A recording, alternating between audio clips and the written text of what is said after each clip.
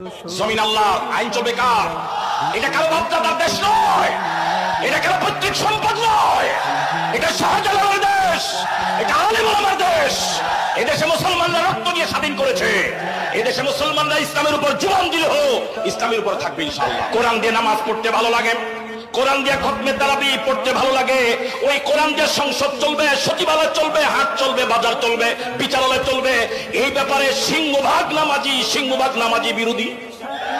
ঠিক নয় কি? জাতি এই কথাটা যত দ্রুত বুঝবে, জাতির কপাল তত খুলে যাবে। বুঝতে যত দেরি হবে, কপালে মায়ের আরো আছে।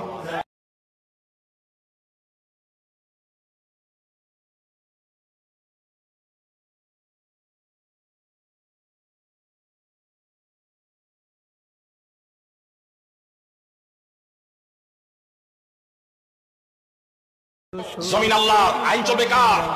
এটা কারো বাপদাদার দেশ নয়, এটা কারো পৈতৃক সম্পদ নয়, এটা শাহজালালের দেশ, এটা আলেম ওলামার দেশ।